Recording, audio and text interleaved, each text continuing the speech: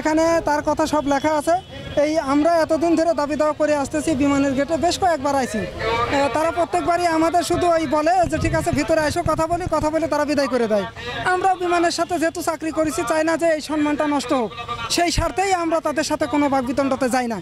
কিন্তু এতদিন হয়ে গেছে তারা শুধু আমাদের আশায় দিয়ে যাচ্ছে। আর বাংলাদেশের সব জায়গায় অলরেডি সরকার পরিবর্তনের পর সংস্কার হয়ে গেছে, সংশোধন হয়ে গেছে, শুধু বিমানই কোনো সংস্কার করে নাই, সংশোধন করে না। আমার কথা হচ্ছে, যেহেতু আপনি একটা বিষয় এখানে দেখবেন যে আমরা এখানে এই যে আমি চাকরিরত অবস্থায় এপিবিএন কর্তৃক একটা ঝামেলা হইলে আমার 3000 টাকা জরিমানা করে, আমি 3000 টাকা পে করলে উচ্চ আদালতে যাই, তার এগেনস্টে অলরেডি বিমান আমাকে কোর্ট আমাকে বেকসুর খালাস দেয়। খালাস দেওয়ার পরে বিমানে আবেদন করলে বিমান জয়েন দেয় না। তাহলে যেই মেয়েটাও দিছে তারও কেস ছিল, তার কেসের এগেনস্টে অলরেডি বিমান তাকে জয়েন দিছে। তাহলে আমাদের দিলে সমস্যা কোথায়? তাকে সতর্কীকরণ করছেন, তো আমাদের করলে সমস্যা কোথায়? যারা অ্যাবসেন্ট ছিল তারা বিশেষ কারণে অ্যাবসেন্ট হয়েছে। কারোর মা অসুস্থ, কারোর বাবা অসুস্থ, কারোর ছেলে অসুস্থ, কারোর বউ অসুস্থ, সে নিজেও অসুস্থ। তো অসুস্থ হলে কারোর ছেলেও হারা গেছে। তাহলে এইগুলো কি বিমান দেখবে না? যে প্রতিষ্ঠানে আমরা চাকরি করি আপনারা তো দেখবেন।